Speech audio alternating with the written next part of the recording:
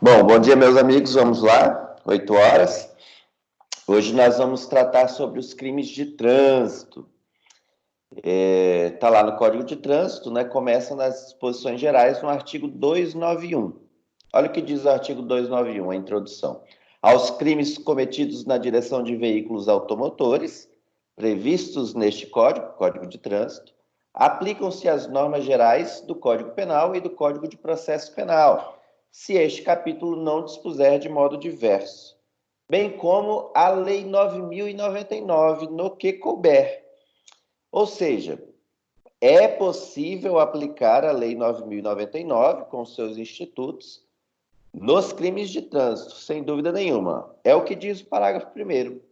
Aplica-se aos crimes de trânsito de lesão corporal culposa o disposto nos artigos 74, 76 e 88 da Lei 9.099. O que dizem esses artigos? Eles falam da transação penal, composição civil e da necessidade de representação.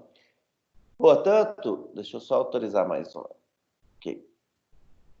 Agora que chegou, estamos em 7, eu preciso relembrar vocês de que, caso não queiram, esse vídeo vai para o YouTube conforme determinação da instituição, mas fica privado, só acessa quem tiver o link, eu só vou passar o link para vocês, mas quem não quiser aparecer, mantenha a câmera desligada, tá? Aí sua imagem não vai ficar. Caso você ligue a câmera, pressupõe-se que você está concordando que a sua imagem vai ficar lá no vídeo, tá? Não tem interesse comercial nenhum nisso, mas a instituição pediu para que daí os demais alunos que não conseguiram acompanhar nesse momento possam assistir depois, ok? Deixa eu autorizar mais um que está chegando, gente. Então, continuando. No crime de lesão corporal culposa, quando cometido através de um veículo automotor, um acidente de trânsito extremamente comum, a gente sabe disso, né? Principalmente relacionado a motocicletas, né?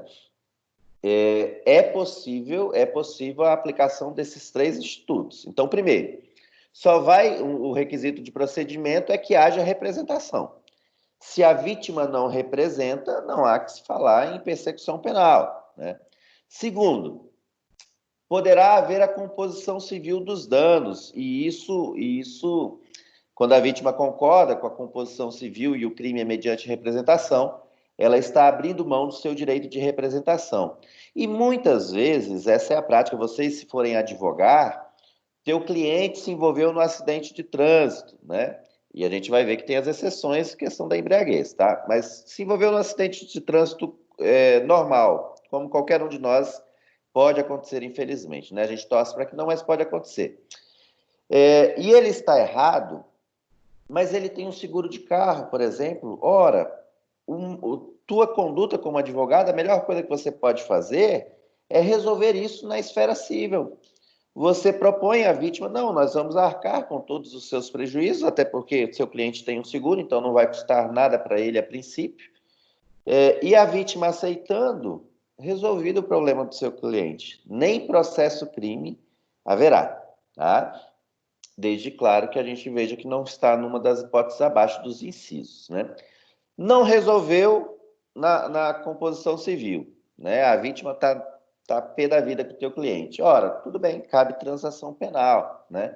E aí você vai negociar com o Ministério Público uma medida, não podemos chamar de pena, né? Uma medida, um acordo que seja mais vantajoso para o seu cliente. Entretanto, nas hipóteses do inciso 1, 2 e 3, não poderá incidir nenhum desses institutos. Quais são as hipóteses? Inciso 1, sob a influência de álcool ou qualquer outra substância psicoativa que determine dependência. Então, na lesão corporal culposa, se o seu cliente estiver embriagado, não cabe nenhum desses institutos. Ele será devidamente processado. Tá? Segunda hipótese, inciso 2, participando em via pública de corrida, disputa ou competição automobilística, de exibição de demonstração de perícia em manobra de veículo automotor, não autorizada pela autoridade competente. Ora, imagine que teu cliente é um motoqueiro e ele está empinando a motocicleta dele. Nisso, ele perde o controle e atropela alguém, machuca essa pessoa, lesão corporal culposa. Ele não tinha intenção. Vamos falar sobre dolo eventual lá na questão do homicídio de trânsito, tá? Mas veja bem, ele estava demonstrando uma manobra, só que era via pública. Professor, posso tirar racha, fazer manobra em pistas particulares fechadas? Posso, sem problema nenhum. Se for um local próprio para isso, onde não exista trânsito comum, você pode, né? Não existe Fórmula 1 aqui no Brasil, por exemplo, não existe demonstração de Globo da Morte, por exemplo, né? Que um monte de moto tal naquele globo. Isso é possível, né? Agora, em via pública, também é possível, eventualmente, desde que haja autorização das autoridades responsáveis, né? Da Polícia Militar, eventualmente, da Prefeitura, tá? Aí vai ser fechado, por exemplo, imagina que tem um grupo, acho que é Força e Ação, Moto e Ação, alguma coisa assim. É um grupo famoso no Brasil inteiro que eles fazem shows, né? Demonstrando perícia em motocicletas. E eu já vi presencialmente numa via pública, mas eles tinham a autorização, eles conseguiram a autorização da prefeitura, a polícia militar veio e fechou uma quadra inteira, impediu o trânsito naquela quadra de determinado horário a determinado horário, para que eles se apresentassem. E as pessoas estavam lá. Eventualmente, eles perdem o controle e machucam alguém da plateia. Ora, continua sendo, pode lesão corporal culposa, né, na condução de veículo automotor, mas eles não estavam sem a autorização. Então, volta a ser cabível todos aqueles institutos: transação penal, composição civil e só se procede mediante representação. Tá? Terceira hipótese: transitando em velocidade superior à máxima permitida para a via em 50 km por hora. Gente, vias dentro da cidade, elas vão de 30 a 60 km por hora em regra. Aqui dentro de Anápolis, se não me falha a memória, o máximo é, dentro da cidade, o máximo é 60 km por hora, fora na BR, né? Tudo bem, aí é rodovia, né? Aí é 80 no perímetro urbano e tem perímetro, mesmo na BR, que é 40, né? Mas vamos lá. Dentro da cidade é 60. Aqui na Avenida Brasil, por exemplo, 60 km por hora. Se eu estiver a 110 km por hora, né, na verdade, em pelo menos 50, então a 111 km por hora, e atropelar alguém e essa pessoa não morrer, o que vai ser difícil, né? Vai ser lesão corporal culposa, mas na direção de veículo automotor, mas eu não terei esses direitos, não terei esses benefícios, porque a minha velocidade era superior a 50 km por hora. É quase, no caso da... Imagina que se é uma via do centro de 40, você tem que estar a 90, é mais do que o dobro, né? Eu acho até que a lei foi muito permissiva nesse aspecto, tá? Uma crítica que a gente faz, porque o trânsito no Brasil, se não me falha a memória, é a segunda maior causa de morte, né? Depois dos homicídios. Então, por exemplo, se a pista é de 40, meu amigo, acima de 60 você já não deveria ter benefício nenhum, porque você está efetivamente colocando as pessoas em risco. E a depender da interpretação aí das autoridades, você pode pegar um dolo eventual, né? A gente vai trabalhar isso lá na parte do homicídio, tá? Nessas hipóteses, 1, 2 e 3, do inciso 1, 2 e 3, deverá ser instaurado inquérito para a investigação. Por que é nessas hipóteses? Porque na hipótese da lesão corporal culposa, sem estar numa dessas circunstâncias, basta o termo circunstanciado, né? Você lava o termo circunstanciado, a pessoa se compromete a comparecer em juízo e está resolvido. Inclusive, em alguns estados, acredito que aqui em Goiás ainda não, mas lá em Rondônia, de onde eu venho, no Rio Grande do Sul, esse termo circunstanciado de acidente de trânsito, nessas hipóteses de lesão leve, sem estar enquadrado nessas proibitivas, elas são lavradas diretamente pela Polícia Militar, ali naquele momento mesmo, porque é a coisa mais simples do mundo, é só um termo de compromisso de comparecer ao juizado. E aí vai marcar a audiência depois. Simples, resolve na hora, pronto, fica registrado. Eu acho interessante para todos, inclusive, né? Mas, se estiver dentro dessas hipóteses, embriagado, transitando acima de 50 quilômetros, né? Ou participando de competição, aí tem que ser inquérito policial. E inquérito policial, a depender da hipótese, cabe a prisão em flagrante e o arbitramento da fiança, né? Então, olha a diferença entre só assinar um termo de compromisso ou ter que pagar uma fiança. E eu já vi fiança de 50 mil reais para embriaguez na direção, tá? Tem delegado que pega mais pesado, né? Eu geralmente colocava um salário mínimo, pelo menos, né? A não ser que tivesse alguma outra circunstância que indicasse que deveria ser mais do que o salário mínimo. O artigo, parágrafo 4 não nos interessa, né, que só fala, não nos interessa tanto porque é lá da aplicação da pena. Isso é muito específico para quem quiser fazer concurso de juiz, por exemplo, né?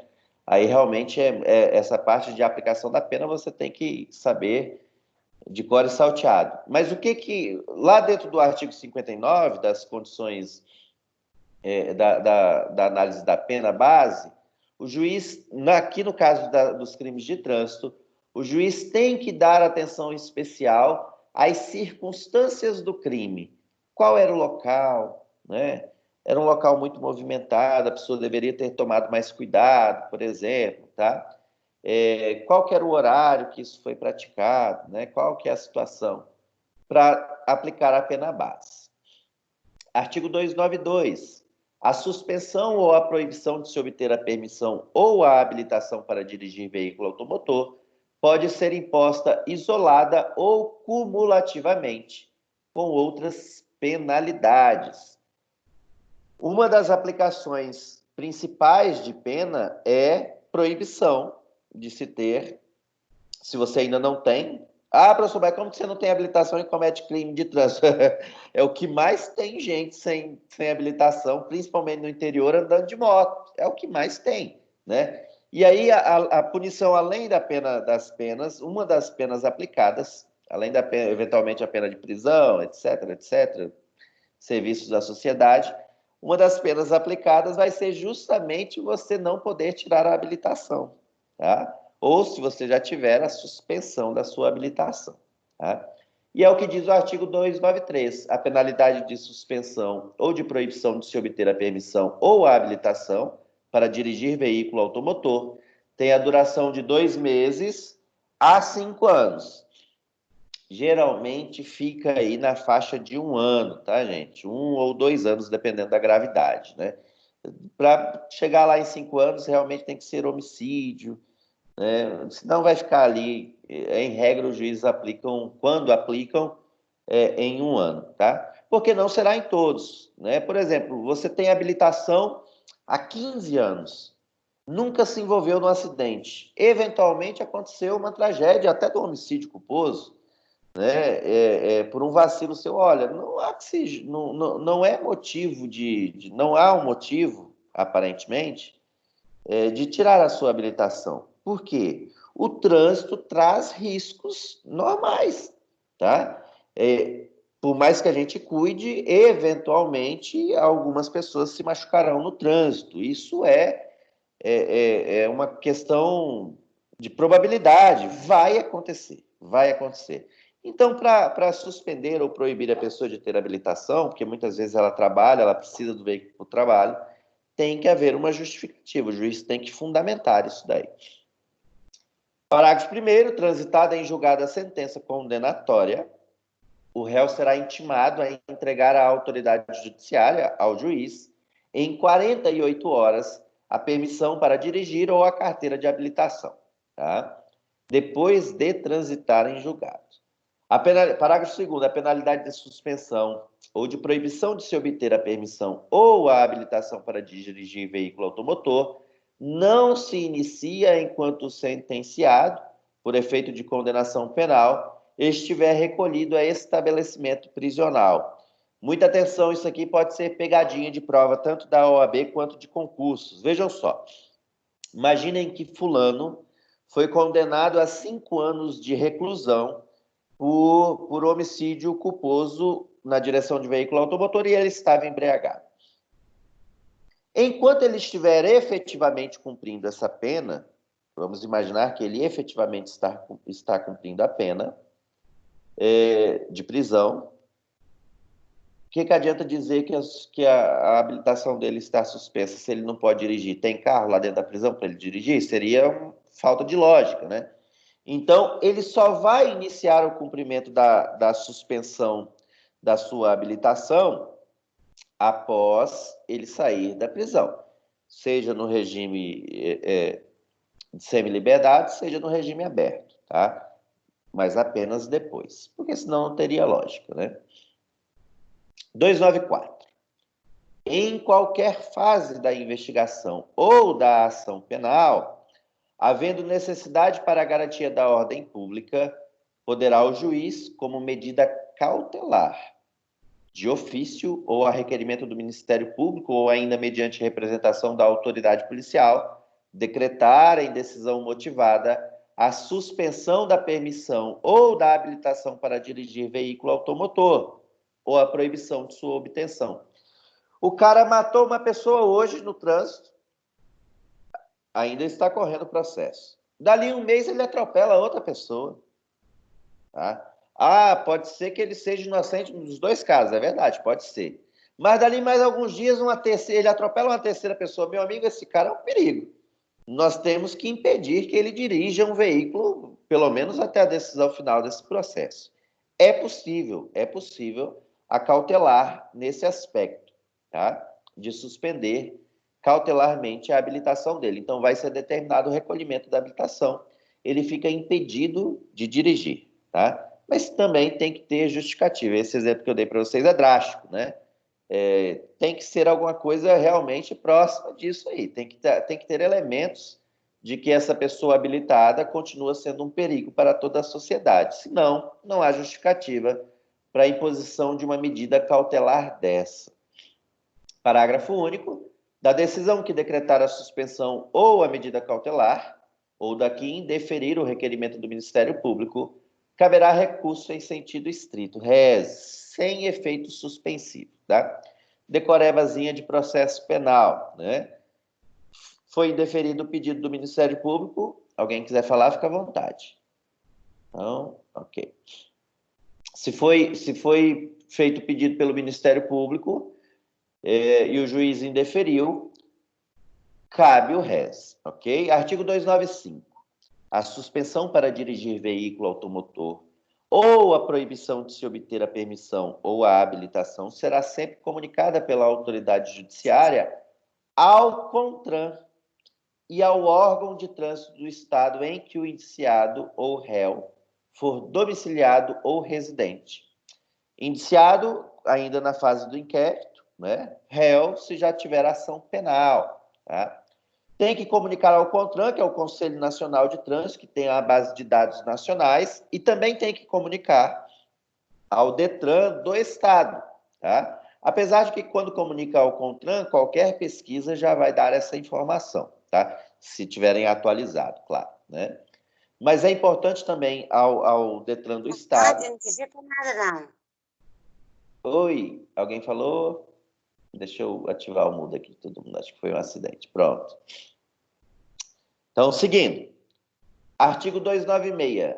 Se o réu for reincidente na prática de crime previsto neste Código, o juiz aplicará a penalidade de suspensão de suspensão da permissão ou da habilitação para dirigir veículo automotor, sem prejuízo das demais sanções cabíveis, tá? Porque daí o cara já realmente não é a primeira, né? Já está dando trabalho, aí tem que tomar mais cuidado com essa pessoa mesmo. Artigo 298, muita atenção. Cai bastante, tanto em concurso quanto na OAB, tá? São circunstâncias que sempre agravam a penalidade dos crimes de trânsito ter o condutor do veículo cometido a infração. Inciso 1. Com dano potencial para 2 ou mais pessoas, ou com grande risco de grave dano patrimonial a terceiros, né? A pessoa com a conduta dela, a conduta perigosa dela, que acaba gerando um dano posterior, ela coloca em risco mais 2 ou mais pessoas, ou, de forma gravíssima, o patrimônio de outras pessoas. Tá? Segunda hipótese, utilizando o veículo sem placas, com placas falsas ou adulteradas. Placas falsas ou adulteradas é crime lá no Código Penal, tá? Tem um crime, adulteração lá, de sinal identificador, tá? Mas além disso, além desse crime, vai ser uma agravante se ele, por exemplo, atropelar alguém, né? Terceira hipótese, sem possuir a permissão para dirigir ou a carteira de habilitação. A pessoa não é habilitada, tá? Ela ainda não fez as provas, ela ainda não foi aprovada, e ela está dirigindo e comete um delito. Ora, isso vai ser uma agravante.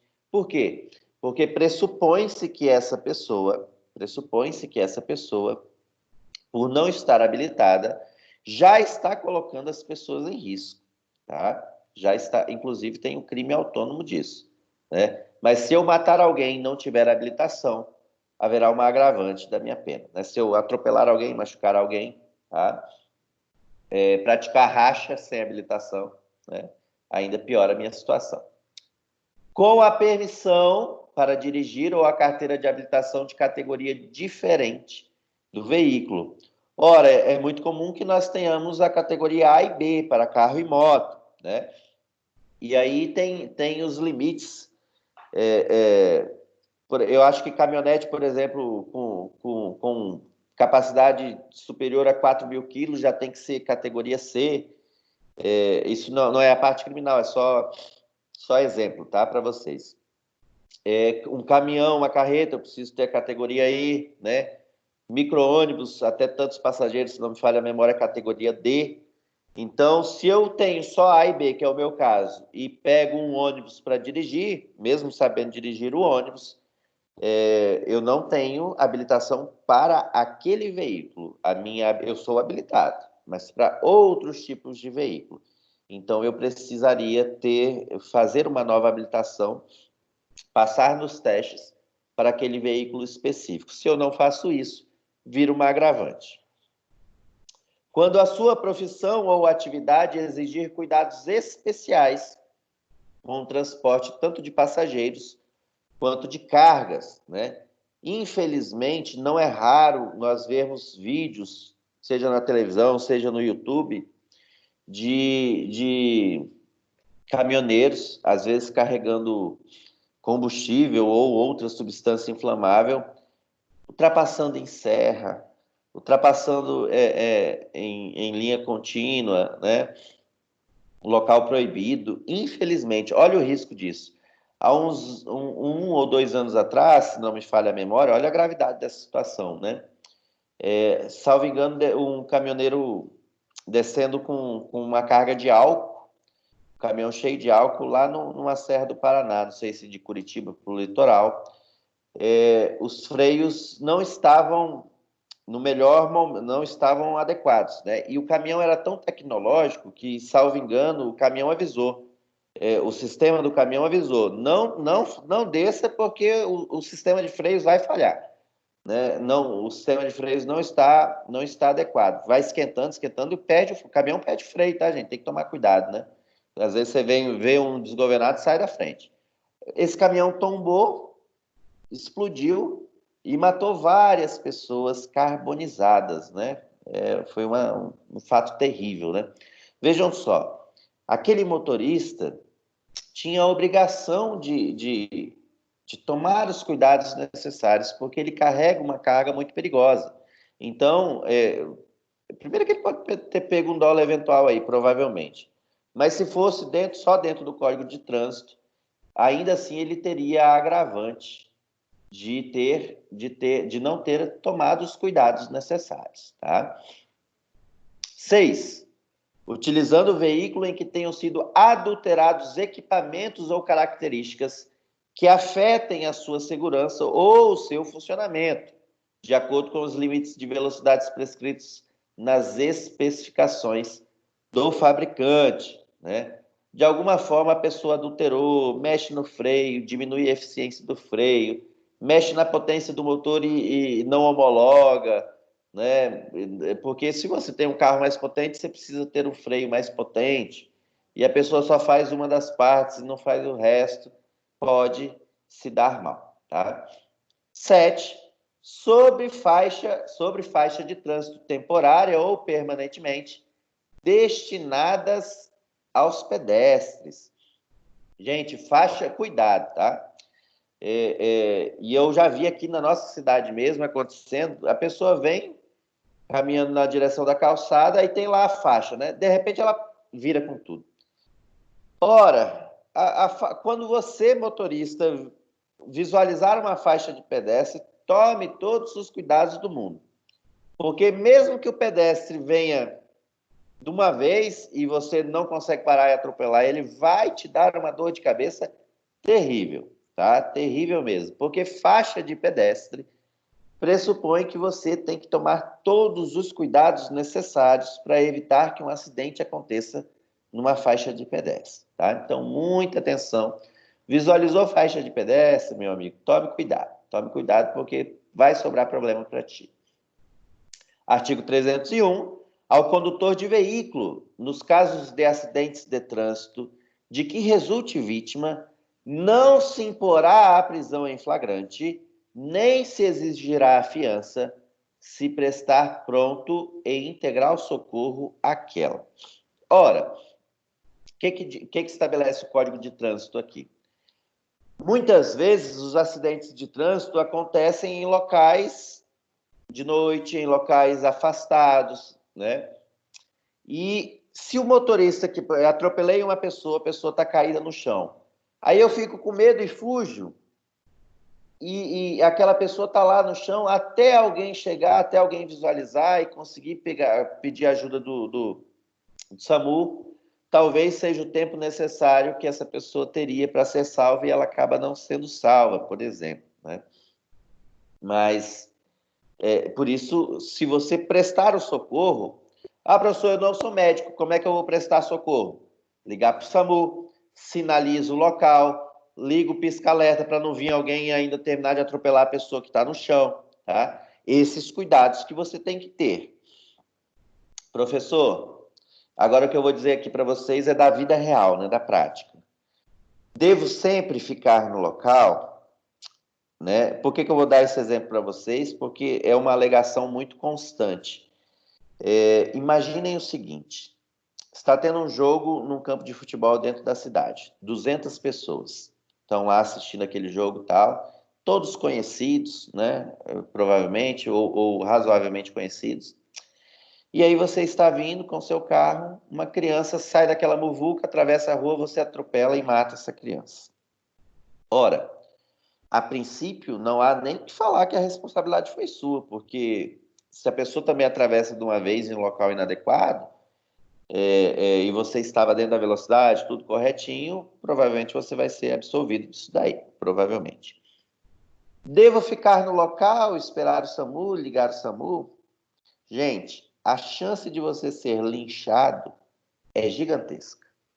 Lamento te dizer, é uma realidade, tá? Por isso que você tem que tomar cuidado quando ficar apoiando linchamento na internet, porque você pode ser a vítima, tá? Vejam só, é uma criança, tem 200 pessoas ali, se está tendo jogo de futebol, provavelmente tem muita gente bebendo, essas pessoas estão com, né, com a adrenalina alta e tal. Aí vem a mãe da criança, chora desesperada, morrendo. Você matou meu filho, matou meu filho, matou meu filho. Para juntar uns 50 ali ao teu redor e te moer na pancada, não é difícil, acontece. Acontece. E eu lembro de exemplos contados, eu tenho alguns amigos PRFs, eu lembro de um exemplo lá de Rondônia, que o cara atropelou na estrada, na zona rural, tá? E atropelou um jovem, um adolescente ali dos seus 14 anos, Aparentemente morreu esse jovem, né, pelo que eu me lembro da história, na frente do sítio dos pais desse jovem. Quando o pai do jovem viu o moleque no chão, a primeira coisa que ele fez foi pegar a espingarda dele e vir para matar o motorista. O motorista, ó, ficou a mula. Foi parar lá no posto da PRF, que era a polícia mais próxima do local. Parou e falou, ó, atropelei a criança, o cara puxou a espingarda, eu tive que correr. Então, vejam só, eu não tenho os dados para a gente analisar se esse atropelamento foi causado ou não pelo motorista. Foi ou não a responsabilidade do motorista. Mas, de qualquer forma, ele demonstrou, quando ele foi diretamente para a PRF, ou para a delegacia, ou para o batalhão da PM, ele demonstrou que ele estava de boa fé. Ele não queria se evadir do local para evitar a responsabilidade dele, né? Que a gente vai ver que, inclusive, é crime autônomo. Ele apenas ficou com medo, e se alguém vier com a espingarda para cima de você, provavelmente você vai ficar com medo também. E ele não queria morrer, né? Então, ó, picou a mula, tá? Mas ficou demonstrado que ele estava de boa fé. Então, nessas hipóteses, tem a decisão do STJ que permite, que exclui, inclusive, o crime autônomo dentro dessas circunstâncias. Mas isso tem que ser muito evidente. Ah, era de noite, não tinha ninguém vendo, eu fiquei com medo. Não, não vai colar. Não vai colar, tá? Vai ser, se você for pego, você vai ser preso em flagrante. E ao invés de só assinar, se for ainda no homicídio culposo, fora das hipóteses de embriaguez ou de outras agravantes, ainda que seja homicídio culposo, se você fica no local, não tem prisão em flagrante. Não tem prisão em flagrante.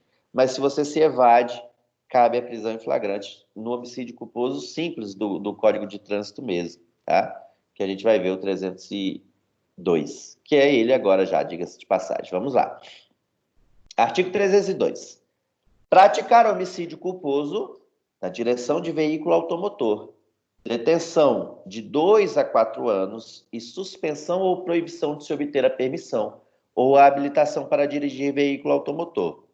Gente, quem tiver dúvida e não quiser falar, digita no chat deixa eu abrir até aqui o chat, que daí eu consigo te responder pelo chat, tá? Se você não quiser que apareça a sua voz, certo? Se não, pode perguntar aqui mesmo. Se quiser falar aqui mesmo, pergunta aqui mesmo com a gente. Seguindo. Deixa eu só voltar agora que sumiu aqui. Esse sisteminha tem hora que...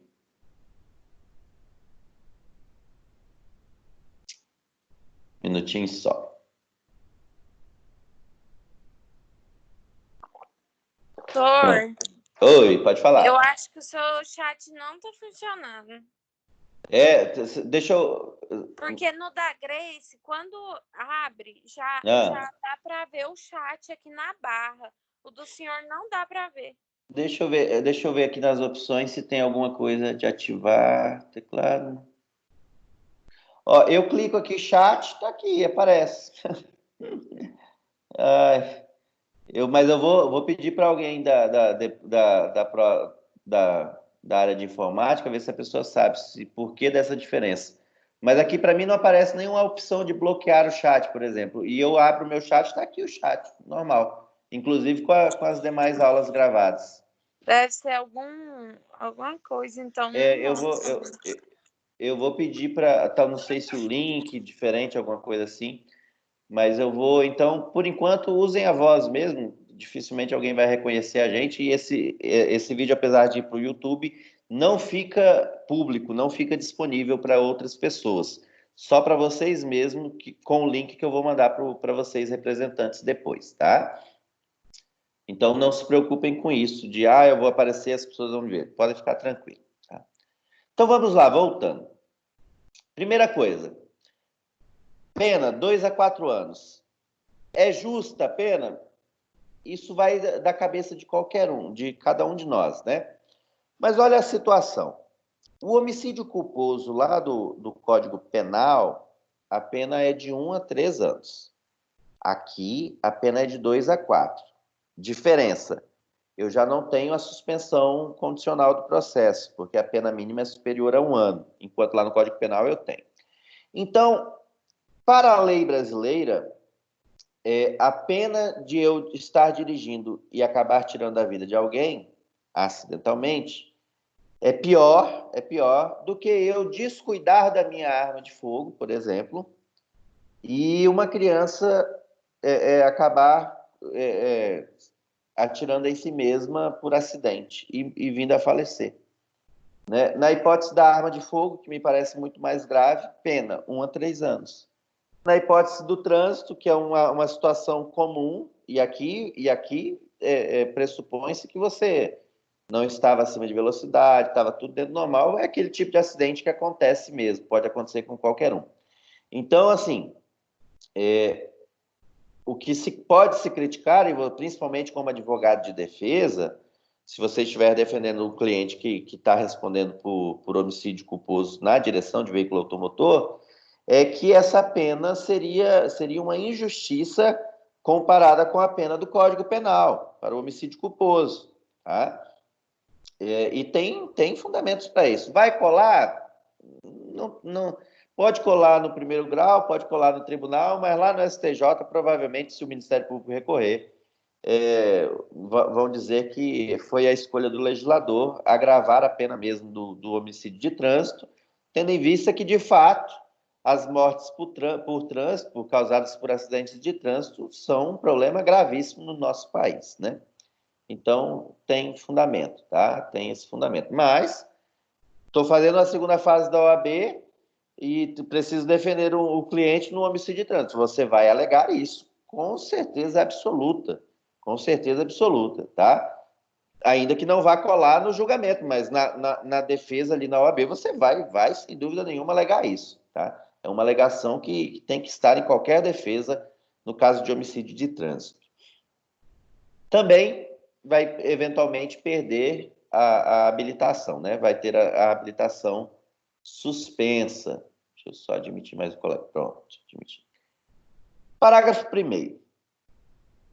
No homicídio culposo, na direção de veículo automotor, a pena é aumentada de 1/3 até a metade se o agente, 1, não possuir a permissão ou a habilitação, ou a carteira de habilitação. Ora, 2 a 4, se você pegar mais a metade aí, sua pena mínima já vai para 3 anos, né? Então já dá um susto grande na pessoa, né? E se for pena máxima, a gente sabe que não vai dar pena máxima, nada no Brasil, bem dizer, dá pena máxima. Mas se fosse a pena máxima, mais metade chegaríamos a 6 anos de pena. Já dá uma agravada boa na situação do réu, né? Praticá-lo em faixa de pedestres ou na calçada, tá? Porque calçada não é local para carro estar andando, né? Muito mais você perde controle, avança uma calçada e mata um monte de gente, né? Também, infelizmente, vive acontecendo no Brasil, né? E a faixa de pedestre é o que eu falei para vocês. Decore os locais que tem faixa de pedestre, naqueles caminhos que você percorre com mais vezes, né? Da sua casa para o seu trabalho, da sua casa para a faculdade, por exemplo. Decore os locais que tem faixa de pedestre. Tá vindo um pedestre, meu amigo, no rumo, já diminui a velocidade e já se prepara para frear, porque se ele botar o pé na faixa e você não conseguir parar, e isso já quase aconteceu comigo também, vai te dar dor de cabeça. Ah, mas o carro de trás vai bater em mim. Paciência, é melhor você perder dinheiro do que responder por um homicídio culposo, principalmente na faixa de pedestre. Tá? 3. Deixar de prestar socorro, quando possível fazê-lo, sem risco pessoal à vítima do acidente. Tá? E esse inciso, ele explica mais ou menos aquela situação que a gente estava falando. Esse risco pessoal pode ser tanto causado por terceiros, que os parentes da vítima querem te matar, tá? É uma interpretação cabível, quanto você bateu na pessoa, atropelou a pessoa caiu num barranco lá embaixo, 50 metros. Você vai se jogar lá agora para salvar a pessoa, você vai morrer também, né? Então, obviamente que não dá. Aí você tem que ligar, etc, para os bombeiros, para o SAMU, porque você não tem condições pessoais de fazer aquele resgate. Na verdade, o ideal é que você não toque na vítima, tá? Porque às vezes está com uma lesão de coluna, se você vai tentar ajudar e termina de romper a coluna da pessoa, e a pessoa fica paraplégica, tetraplégica, etc. Então, vai te dar dor de cabeça, tá? O ideal é chamar sempre o socorro, né? Agora, por exemplo, só uma certa vez, começo do ano passado, um motoqueiro vindo na BR lá em Rondônia, tinha ido visitar minha família, atravessou um cachorro com tudo, esse motociclista bateu no cachorro, bateu e já voou de peito aberto assim, bateu no asfalto.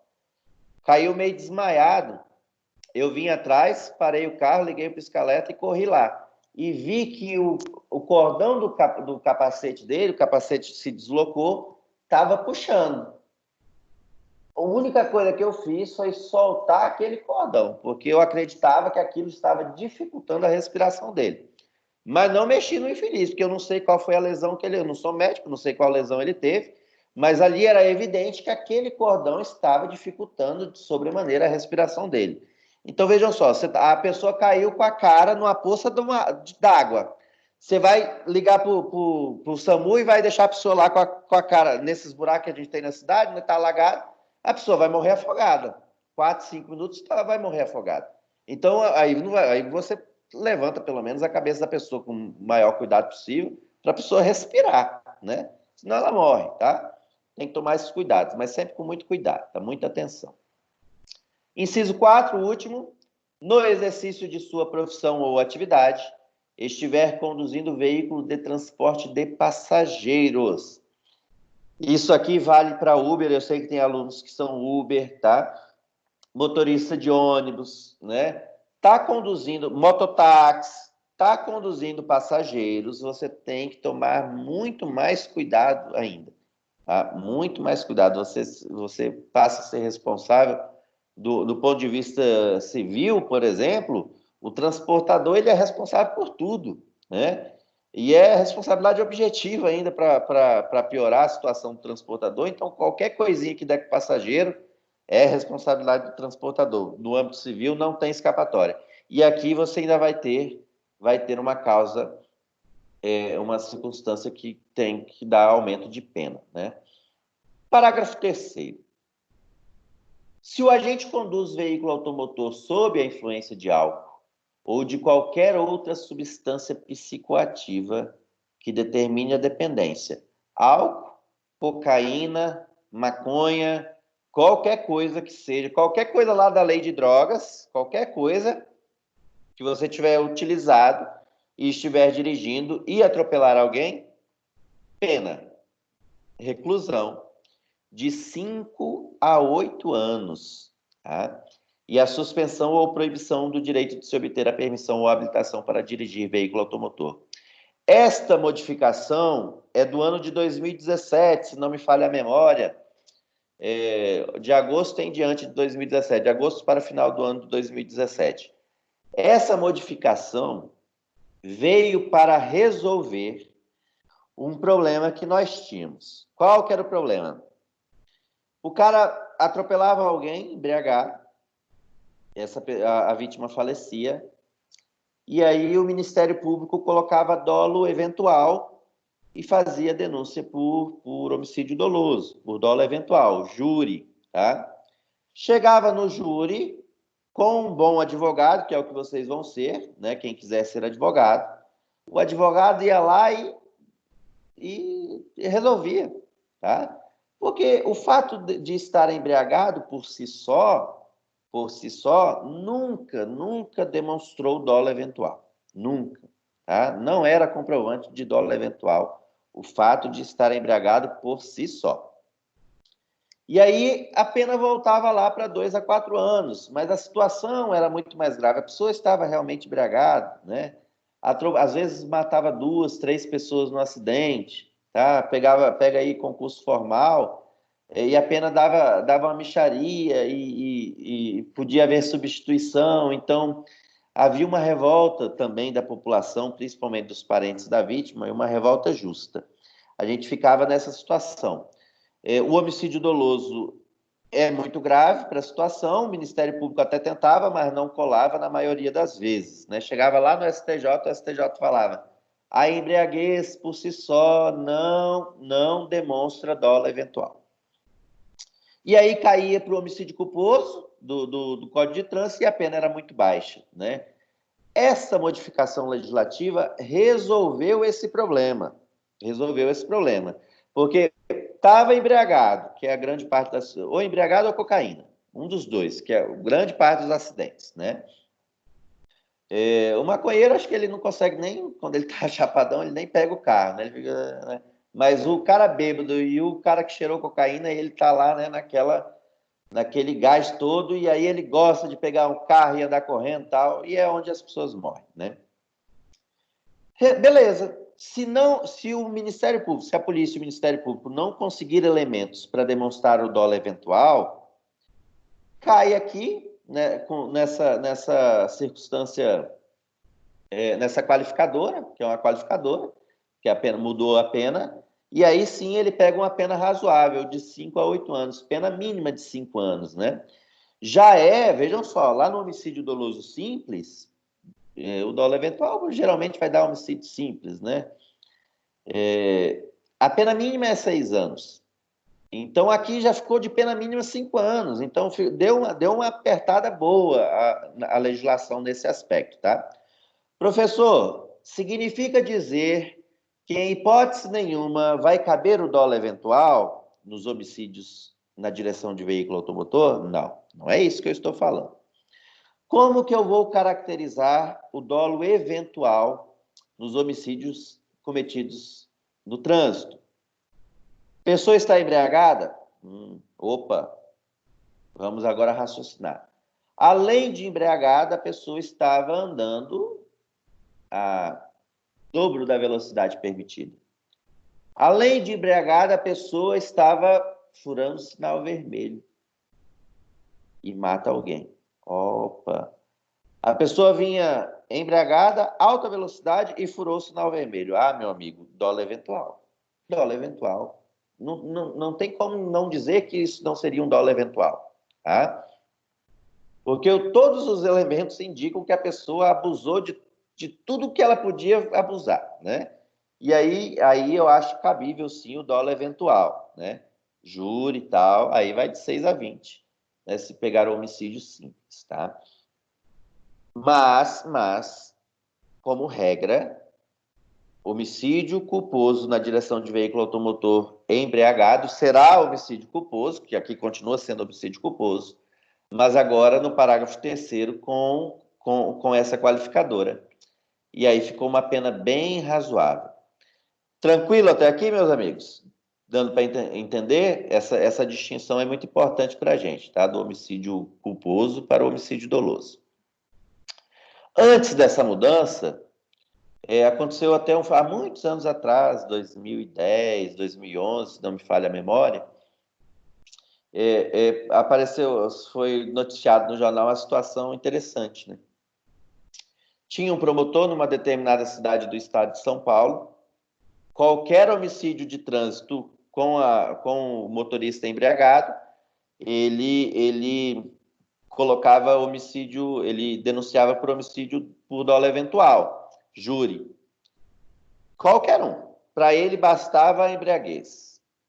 Certa vez, esse promotor bebeu, dirigiu e matou alguém.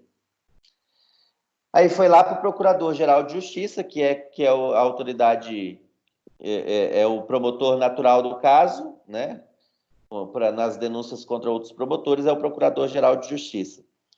Denunciou por homicídio culposo, pelo 302 simples. Vejam só, tecnicamente falando, cada promotor é livre para expressar a sua opinião delictus, né? Se um entende que é doloso, outro entende que é culposo, cada um é livre, independência funcional. Mas em termos de justiça, e vamos aqui, justiça no sentido comum que nós usamos, né? Ora, pau que bate em Chico tem que bater em Francisco. Se para aquele promotor, todo mundo que bebe e atropela alguém, mata alguém, é homicídio doloso, quando ele se colocou nessa situação, ele também deveria ter respondido pelo homicídio doloso, né? Mas é o tal do negócio, né? Essa questão do foro privilegiado, ela traz essas circunstâncias que acabam não sendo tão justas assim. Mas fica a título de crítica, né? Artigo 303. Praticar lesão corporal culposa na direção de veículo automotor. Pena, detenção de 6 meses a 2 anos e suspensão ou proibição de se obter a permissão ou habilitação para dirigir veículo automotor. Aqui aplica-se a Lei 9.099, tá? Mediante representação, se a vítima não representa, morreu o assunto. Composição civil dos danos. Houve acordo entre a vítima e o infrator. Pronto, renúncia do direito de representação. Não teve acordo, transação penal também resolve o problema. Mas também tem as causas de aumento de pena, pela mesma lei que modificou a questão do homicídio. Tá? Aumenta-se a pena também de 1/3 à metade, se ocorrer qualquer das hipóteses do parágrafo 1º do artigo 302. Quais são as hipóteses do parágrafo 1º? Inciso 1, não possuir habilitação. Inciso 2, praticado na faixa de pedestres ou na calçada. Inciso 3, deixar de prestar socorro, quando possível fazê-lo sem risco pessoal à vítima do acidente. Inciso 4, no exercício de profissão ou atividade estiver conduzindo veículo de transporte de passageiros. Tá? Qualquer uma dessas situações também aumenta a pena da lesão corporal de 1/3 à metade. Parágrafo 2º. A pena privativa de liberdade é de reclusão de 2 a 5 anos, sem prejuízo das outras penas previstas neste artigo, a suspensão da habilitação, por exemplo, se o agente conduz veículo com capacidade psicomotora alterada, em razão da influência de álcool ou de outra substância psicoativa que determine dependência, e se do crime resultar lesão corporal de natureza grave ou gravíssima. São 2 situações aqui. Primeira, atropelei alguém, lesão leve, mas estava embriagado. Pena, 2 a 5 anos. 2 a 5 anos. Não estava tá? Embriagado, mas tinha usado cocaína, tinha usado maconha. Estão desenvolvendo o bafômetro para outras substâncias, né? Não sei se já está, acho que ainda não está operacional não, mas no futuro, em breve vai ter, tá? Se também resultar lesão corporal grave ou gravíssima, a pessoa ficou paraplégica. Teve que amputar, é muito comum, infelizmente, com moto, ter que amputar perna, pé, eventualmente o braço, tá? Muito comum, infelizmente, né? Dependendo da gravidade, pena 2 a 5 anos. Também aumentou razoavelmente a pena aqui, tá? Aí lá no Código Penal, a pena, se for grave, é de 1 a 4, né? Se não me falha a memória, se for gravíssima, é de 2 a 8, né? Então aqui ficou no meio termo entre as duas, né? Porque é de 2 a 5. Artigo 304. Deixar o condutor do veículo, na ocasião do acidente, de prestar imediato socorro à vítima ou, não podendo fazê-lo diretamente, por justa causa, deixar de solicitar auxílio da autoridade pública. É aquela situação. Além de permitir daí a hipótese de prisão em flagrante, caso você não preste socorro, é crime autônomo,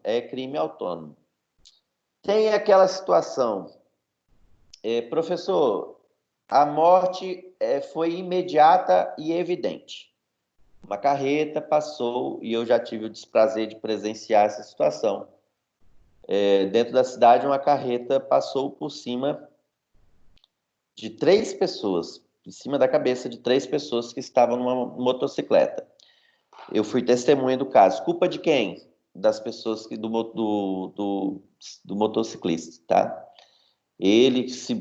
A carreta estava fazendo retorno, ele apressado se meteu, bateu no meio-fio e tombou a moto, caíram assim, onde a roda estava, bem dizer.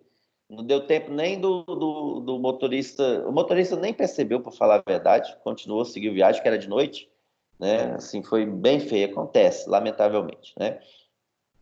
Nesse caso, o motorista nem viu mesmo, mas geralmente você percebe que, né, você atropela alguém de carro, evidentemente você vê que atropelou alguém, né? Se você, podendo fazê-lo, não prestar o socorro, responde por crime autônomo, tá?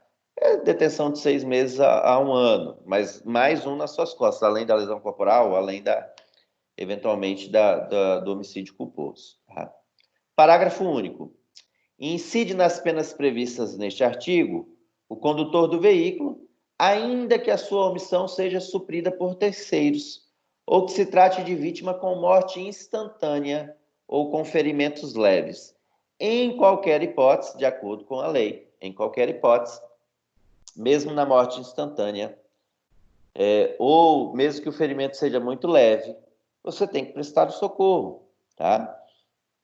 Vejam só, mas a culpa do acidente não foi minha, a culpa foi do pedestre. Não é ali naquele momento que você vai decidir isso, e primeiro não é você que decide, né? Quem decide isso são as autoridades, tá?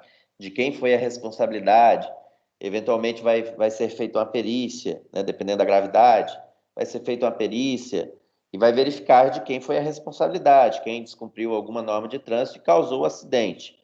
Mas isso não te exime da obrigação de prestar o socorro à vítima. A ideia do código é não deixar a vítima desamparada. Então, no mínimo, você vai ter que ligar para o SAMU, para a PM, para os bombeiros, no mínimo, dependendo das circunstâncias, no mínimo, tá? Senão você responde. Artigo 305. Afastar-se o condutor do veículo do local do acidente para fugir à responsabilidade penal ou civil que lhe possa ser atribuída. Pena: detenção de 6 meses a 1 ano ou multa. Isso, e esse acidente não necessariamente tem que ter vítima, tá?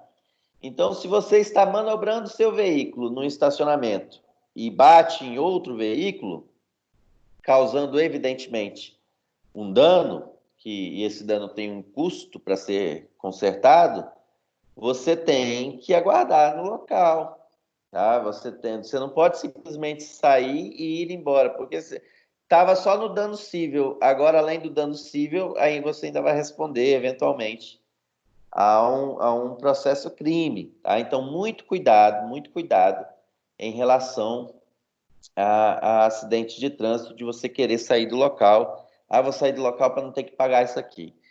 Se tiver uma câmera no local e o prejuízo for razoável, o outro motorista vai atrás. E aí ele apresenta a câmera na polícia e você vai ser identificado possivelmente e vai responder a um processo crime. Artigo 306. Conduzir veículo automotor com capacidade psicomotora alterada em razão da influência de álcool ou de outra substância psicoativa que determine a dependência. Aqui não precisa, aqui é a embriaguez na direção, né, que a gente costuma denominar. Não precisa ter vítima nenhuma. Parou numa blitz, tá? Parou numa blitz e foi constatado que você estava embriagado, você já responde pelo crime, tá? E como a pena é superior a 2 anos, é flagrante. E é flagrante confiança, né? Para você não ir parar a dormir uns dias no presídio, você vai ter que pagar uma fiança. Quanto a essa fiança? Depende muito da autoridade policial, que vai decidir, tá? É o que eu falei para vocês, geralmente eu colocava um salário mínimo, a não ser que eu tivesse muitos elementos porque o Código Penal fala que o Código de Processo Penal fala que tem que ser analisada a capacidade econômica, os possíveis custos do processo, a possível indenização da vítima, tal, mas principalmente a capacidade econômica ali do acusado. Então, geralmente, eu colocava um salário, né? Já cheguei a colocar, acho que 3 salários mínimos no máximo, porque o cara era meio abusadinho, né? Aí começa a querer falar grosso. Quem tá errado e quer falar grosso, só se lasca, gente, só se lasca. E eu botava 3. Mas eu já vi lá dos meus colegas em Rondônia, 50 mil reais. O cara era um médico não, um odontólogo, foi pego numa blitz, embriagado, e ainda desacatou os policiais militares. Aí chegou na delegacia e falou, bebo. Pode arbitrar a fiança aí que eu tenho dinheiro para pagar, eu pago isso aí sorrindo. A delegada 50 mil reais. 55 salários mínimos na época. Né? Então vejam só. E aí o juiz manteve a fiança, tá? O juiz também ficou bravo, né? E manteve a fiança. O cara teve que pagar a fiança. Tá? Ele, de fato, ele tinha dinheiro para pagar mesmo, né? Mas pagou. Pagou, né? Você podia pagar um salário mínimo se ficasse quieto, se entendesse que você está errado, que não adianta querer falar grosso, né? Tivesse a dignidade, mas não, quis falar grosso, custou para ele 55 mil reais. Acho ótimo essas coisas, realmente tem que ser mesmo. As condutas previstas no CAPT serão constatadas por. Essa é a mudança de 2012. Primeira hipótese, concentração igual ou superior a 6 decigramas de álcool por litro de sangue, ou igual ou superior a 0,3 miligrama de álcool por litro de ar alveolar, o bafômetro, né? Sopra no bafômetro, deu mais de 0,3. Antigamente acho que era 0,34, alguma coisa assim, porque tem a margem de erro lá, ou continua 0,34, porque tem uma margenzinha de erro, né? Então tem o CONTRAN que regulamenta isso, tá? Assoprou, deu acima do limite e já era, tá? Não tem choro nem vela, tá? No flagrante de embriaguez na direção. E aí o que acontecia? Antes dessa mudança de 2012, se a pessoa não assoprasse o bafômetro, eu não tinha como constatar a materialidade desse crime, tá? E a gente sabe, posso dar uns tapas no cara para o cara assoprar o bafômetro? Não posso, não posso. Tá? Dá vontade? Às vezes dá, mas não pode, tá, gente? Diga assim, vontade é aquilo que está na sua cabeça, você pode ter qualquer vontade do mundo. Você só não pode exteriorizar essa vontade, porque daí provavelmente você vai responder por algum delito, né? Então, o que acontecia? Assoprou, não tinha conversa. Ia ser flagranteado. Não assoprou, o despacho era, considerando que não há teste de bafômetro, nem de sangue, né? A pessoa se recusa, não há como constatar a materialidade. E muita gente se safava, tá? Muita gente se safava mesmo, né? Aí o legislador, percebendo essa situação, ele foi esperto e alterou. Manteve essa hipótese do bafômetro, né? Tá mantido. Ou do exame de sangue, quando for o caso. Manteve. Mais comum é o bafômetro, né? Etilômetro é o nome técnico, se não me falha a memória. Tá? E acrescentou o inciso 2. Outra forma de se perceber, de se constatar se a pessoa está embriagada ou não. Sinais que indiquem, na forma disciplinada pelo CONTRAN, a alteração da capacidade psicomotora. Como que isso é feito em regra, né? Geralmente vai para o perito, tá? Vai para o médico e o médico vai constatar olho vermelho, por exemplo, etc, né? O andar trôpego, né? A pessoa não para em pé, né? Mas o parágrafo 2º, que foi outra alteração de 2014, nos trouxe outras formas. Vamos lá, olha o que diz o parágrafo 2º. A verificação do disposto neste artigo poderá ser obtida mediante teste de alcoolemia, o bafômetro, ou toxicológico, né, exame de sangue, o exame clínico, que é o mais comum, que é levando ao médico perito, perícia, vídeo, prova testemunhal ou outros meios de prova em direito admitidos, observado o direito à contraprova.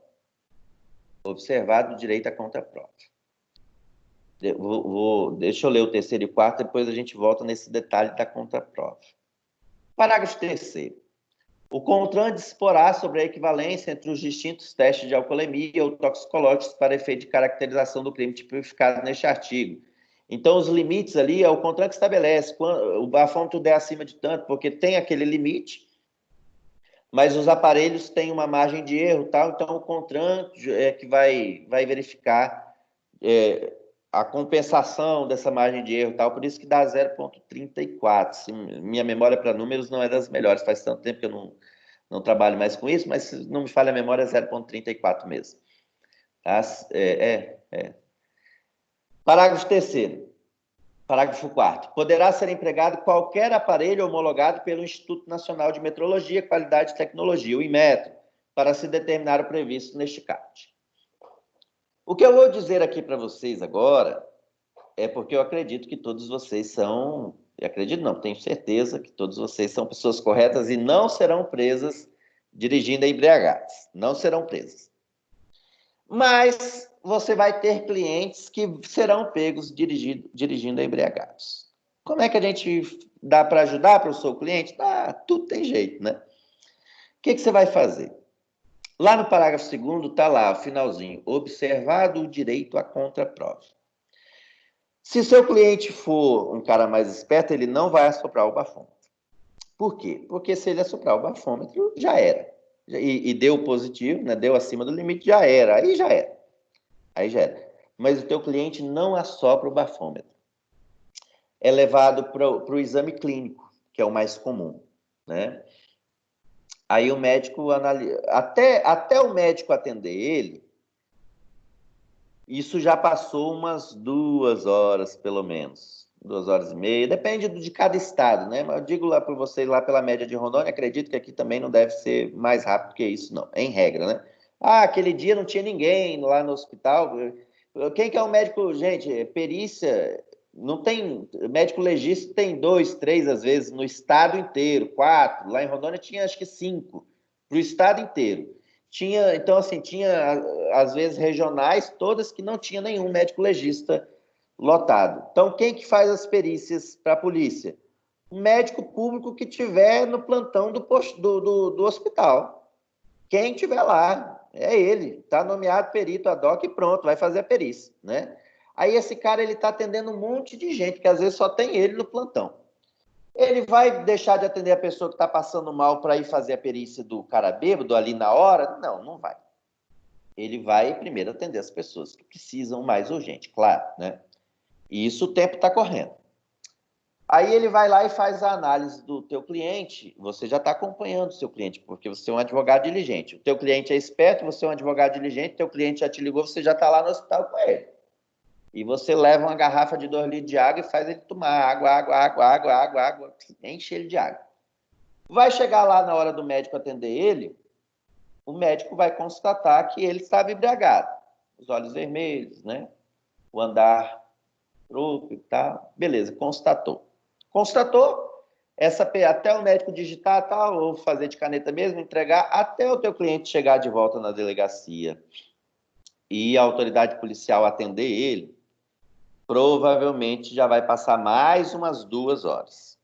Se não mais, tá? Eu já tive colega aqui em Anápolis contando que acho que ele era policial, contando que já viu demorar 6, 7 horas para terminar o flagrante de embriaguez na direção, que é o flagrante mais simples do mundo, teoricamente, né? A coisa mais simples do mundo é um flagrante de embriaguez. Nesse meio tempo, teu cliente está tomando água. Na hora que chegar lá na frente do delegado, que o delegado for assinar o interrogatório, você vai dizer: delegado, delegada, eu quero que o meu cliente exerça o direito à contraprova. Como que é a melhor contraprova? Bafômetro. Ué, professor, você está dizendo agora para eu pedir para o meu cliente assoprar o bafômetro? Sim, estou pedindo isso. Porque, vejam só, preso ele já está flagranteado com os elementos que a autoridade policial tem naquele momento. Quais são os elementos? O exame clínico. É suficiente para a autoridade policial fazer o flagrante. É suficiente. Mas é direito do teu cliente a contraprova. Porque, vejam só, passados 5, 6, 7 horas, dependendo da quantidade que teu cliente tenha ingerido de bebida alcoólica, talvez, na hora que ele assopra o bafômetro, deu limite inferior ao que a lei determina. E aí, se deu limite inferior, não tem mais a materialidade do crime. E você consegue evitar o flagrante do seu cliente. Ah, o delegado não autorizou. Meu amigo, se ele não autorizou, a chance de você conseguir derrubar esse processo crime é muito grande. Tá? Ah, não tinha o bafômetro. Azar da polícia. Tá? Porque o direito à contraprova é seu. Outro direito à contraprova que pode ser exercido, exame de sangue. Né? Não tem bafômetro? Não tem problema não. Me leva de volta para o hospital, tira meu sangue e mede no laboratório quanto de álcool que tem no meu sangue. Isso não vai ser feito na hora, tá? Isso vai demorar muito. Mesmo assim, o delegado quis fazer o flagrante. Tranquilo, tranquilo. Você fez o pedido de contraprova, se a sua contraprova não foi autorizada, é um direito seu previsto, está na lei, houve um descumprimento da lei, esse flagrante vai ser provavelmente relaxado. Ah, o juiz não relaxou. Você vai conseguir um habeas corpus no tribunal, tá? Estou dizendo isso, dando essa dica, considerando a atuação de vocês como profissionais. Do ponto de vista ético, principalmente vocês mesmos, não devem adotar essa... como eu conheço, agora eu vou dirigir embriagado. Não, pelo amor de Deus. Estou te dizendo como você pode ser um advogado diferenciado. E aí, se você for por essa área, né? Se você quer ser policial, quer ser delegado, promotor, juiz, você vai dizer para o cara que ele tem direito à contraprova? Não, você não vai dizer. Você vai dizer que você tem todos os direitos que a lei lhe garante. Nós aprendemos no nosso curso de direito que todo mundo tem que conhecer a lei, que não adianta alegar o desconhecimento da lei, né? Alguns direitos precisam ser ditos, né? No interrogatório, você tem o direito de permanecer calado, você tem direito a advogado, só. Tá? Esses direitos realmente eu tenho que repetir para a pessoa, tá? Mas eu não preciso dizer que ela tem direito, antes de ser flagranteada, que ela tem direito de fazer a contraprova, não preciso. Se ela souber do direito dela, paciência. Se não souber, cana, tá? Por isso, as vantagens de estar sempre com um bom advogado do lado, né? Certo, meus amigos? Artigo 307.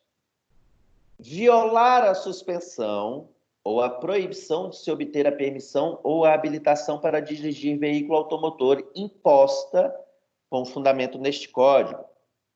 Penas: detenção de 6 meses a 1 ano e multa, com nova imposição adicional de idêntico prazo de suspensão ou de proibição. Então, vamos lá.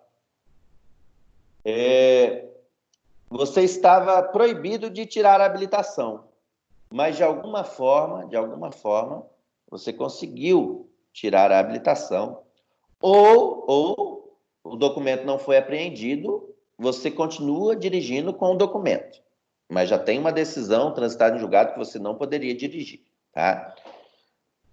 Ah, caiu, foi pego, beleza. Mais um crime nas suas costas, tudo bem que é menos de 2 anos, é tempo circunstanciado, tá tranquilo. E você vai... eu estava proibido de tirar a habilitação por 5 anos. Mais 5 anos nas suas costas, tá? Mais 5 anos nas suas costas. Então, muito cuidado com isso. Nas mesmas penas incorre o condenado que deixa de entregar, no prazo estabelecido no parágrafo 1º do artigo 293, 48 horas, né, se não me falha a memória, a permissão para dirigir ou a carteira de habilitação. Foi condenado, foi intimado a entregar a habilitação, não entregou no prazo, responde pelo delito, tá? Pelo 307. Nunca vi na prática, né, gente? Nunca vi, não. Mas, em tese, responde, né? 308. Participar na direção de veículo automotor em via pública, de corrida, disputa, competição automobilística ou ainda de exibição ou demonstração de perícia em manobra de veículo automotor, não autorizada pela autoridade competente, gerando situação de risco à incolumidade pública ou privada. Pena: detenção de 6 meses a 3 anos, multa e suspensão de se obter suspensão ou proibição de se obter a permissão ou a habilitação para dirigir veículo automotor. Qualquer gracinha que você fizer, zigue-zague, né? Arrancada, liga o sinal vermelho, você mete o pezão para sair. Aí o policial te vê, percebe, vai atrás de você, aí você fala, não, mas eu não ultrapassei a velocidade máxima da pista, é 60. Eu saio do sinal da Avenida Brasil, na hora que abre o sinal, eu piso tudo que eu puder, o carro chega no 60, eu paro de acelerar. Aí a polícia vem atrás de mim, eu digo, não, eu estou respeitando a velocidade máxima. Tudo bem, você está respeitando a velocidade máxima, mas o que você fez é demonstração de manobra. É crime, tá? É crime.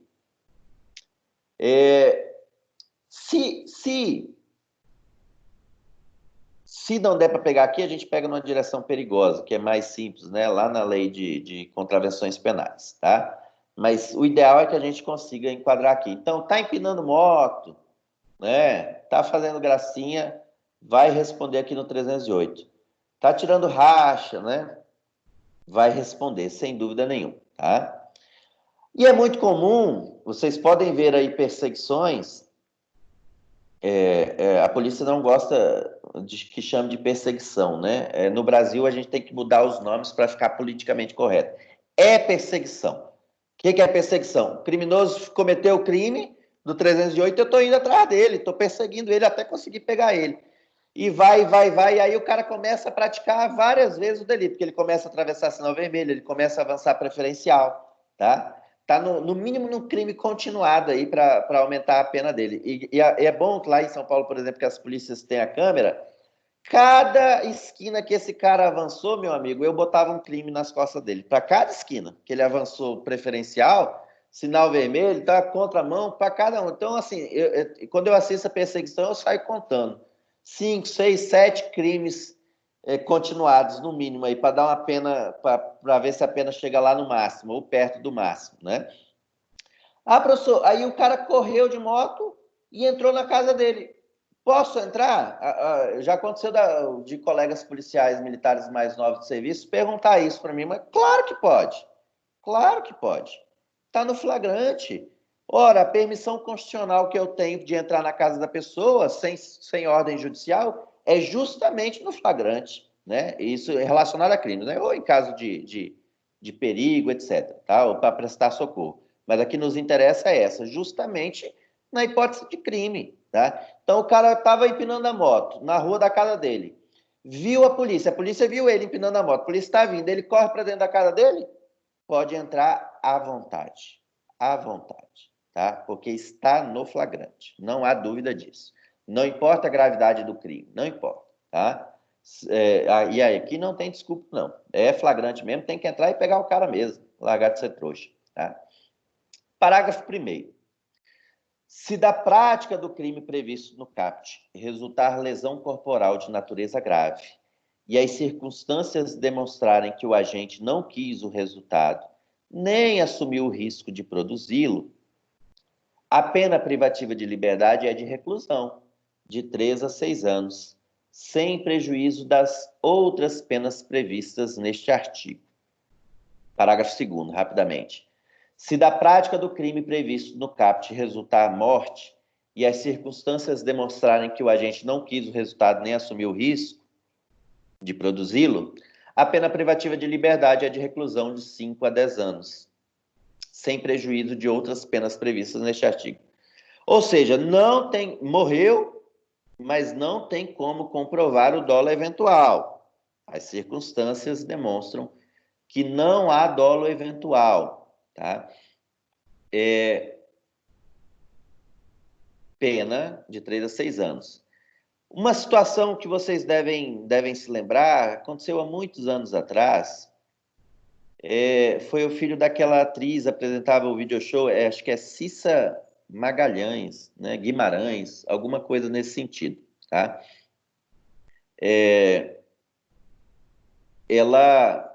O filho dela, um dos filhos dela, né? Estava andando de skate num túnel que estava fechado para obras. Ele estava andando de skate, ele mais, acho que uns amigos dele, E aí duas pessoas resolveram usar o túnel que estava fechado para praticar racha, né? Correr dentro do túnel. Túnel longo lá de São Paulo, Rio de Janeiro, aqueles túnel de quilômetros, né? Ora, quando aconteceu, era outra legislação, né? Mudou esses artigos todinho, mudaram em 2012, mudaram em 2014, né? Mudaram em 2016, 2017, então você tem que estar acompanhando essas mudanças, né? O legislador brasileiro ele não para analisar e fazer logo de uma vez bem feito, não. Ele fica remendando, né? Essa é uma crítica que a gente tem que ter mesmo com o legislador brasileiro. Mas vamos imaginar que isso tenha acontecido agora, ou de 2014 para cá. Quem entra num túnel fechado, para praticar racha, vocês acham que essa pessoa acredita que vai atropelar alguém lá dentro? O túnel está fechado. O fato aconteceu de noite ou de madrugada, tá? Porque se for de dia, está fechado para trabalho, né? É possível que... Aí você vai dizer, não, professor, você entra de dia no túnel fechado, que está fechado para obras, a chance de eu atropelar alguém que esteja trabalhando é muito grande. Eu concordo com você. Mas de noite, todas as luzes apagadas, aquela escuridão total, aparentemente, o que você vai pensar? Não tem ninguém trabalhando nesse momento, né? Está tudo apagado. Tá? Então, vejam só. Essa circunstância, eu lembro bem desse caso na época, não sei como que está o julgamento, mas chegou a ser denunciado, acho que para o júri, aí o tribunal derrubou, voltou para homicídio culposo, porque... com as causas de aumento de pena na época, né, que não era essa qualificadora, era outra, de praticar durante o racha, né? Mas, de fato, gente, por mais que doa para uma mãe, e aí eu lembro que a Cissa Magalhães, ou Guimarães, desculpa, não me recordo completo do nome dela, ela fez uns depoimentos, né, dizendo que estava muito chateada com a justiça, não sei o quê, porque era um absurdo, a pessoa que matou o filho dela nem preso fosse. Ora, quem sou eu para criticar o depoimento de uma mãe que está sofrendo pela dor da perda do filho, né? Lógico, tenho filho também, então sei como que é. E se sou eu, o pai, também quero que o cara morra, né? Quero que ele receba pena de morte, né? Por isso que não sou eu que vou julgá-lo, né? Porque se for eu que for julgá-lo, ele está lascado, né? Então, mas vejam só, o motorista que entra num túnel de noite com todas as luzes apagadas, ele não acredita que vai atropelar alguém. Oi, alguém quer falar? Professor, Oi. nesse caso aí parece que não havia nenhum tipo de sinalização de que o túnel de fato estivesse interditado, né? Eu não me recordo, eu sei que o túnel estava interditado, agora se tinha a sinalização ou não, eu realmente não me recordo, Daniel. Mas vamos analisar aqui, vamos pensar. Não estava sinalizado. Mas túnel, quando é um túnel muito longo, ainda durante o dia, quando esse túnel está em funcionamento, as luzes estão acesas, né? Porque senão vira um perigo, a pessoa não vai entrar no túnel e vai bater, né?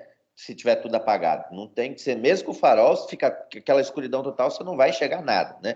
Tem túneis curtos, acho que tem um lá em Florianópolis, que é um túnel curtinho, eu já passei por ele, eu acho que tinha algumas luzes queimadas. Gente, você não enxerga quase nada, nada. Mesmo com o farol ligado, de noite, né? Você não enxerga quase nada.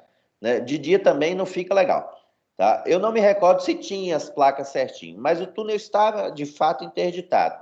Vamos supor que essa interdição fosse do conhecimento tanto do filho da atriz, tanto que ele foi andar de skate lá, porque não é possível que ele resolvesse andar de skate num túnel aberto, né? Seria também uma burrice assim, desmensurada, né? E eu acredito que era do conhecimento do motorista também, porque ele entrou junto com o outro naquele túnel escuro para fazer a manobra, né? Lamentavelmente, do ponto de vista da mãe da vítima, a aplicação correta da lei é homicídio culposo na época era uma causa de aumento de pena, com a causa de aumento de pena por ter sido praticado em racha. Não interessa se o túnel estava fechado ou não. Foi praticado durante o racha. Mas o fato do túnel estar fechado é um indicativo de que aquela pessoa não assumiu o risco de atropelar ninguém, porque ela acredita, é uma suposição, né? Ela acredita que ninguém estaria no túnel naquele momento. Professor, o túnel está aberto em pleno funcionamento. Eu vou lá e pratico um racha nesse túnel. Ora, eu mato alguém, você já começa a pensar aí num dolo eventual, tá? Porque o túnel é algo extremamente perigoso, né?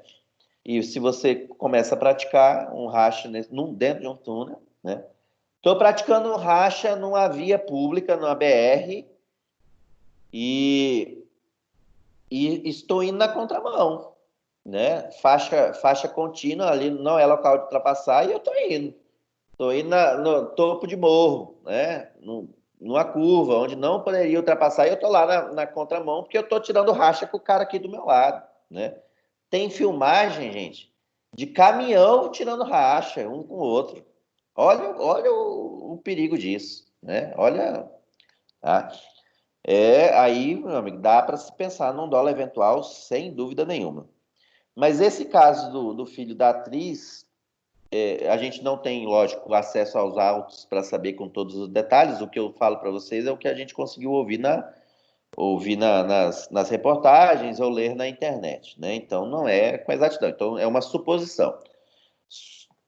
Lamento por ela, mas a aplicação correta do direito, de fato, era homicídio culposo com a causa de aumento de pena, e o cara não ficava preso, né? O cara não, quando crime culposo, gente, por mais grave que seja a pena, a chance do cara ficar preso mesmo é próxima do zero, né? Muito próxima do zero, tá? Então, era a aplicação correta mesmo, né? Vamos para o nosso intervalo, que eu acabei esquecendo, era 9h20, né? Agora são 9h26, então 9h46 nós retornamos. Eu vou interromper a gravação para o vídeo não ficar tão grande, fica 2 vídeos separados, tá? Daqui 20 minutos a gente retorna, ok?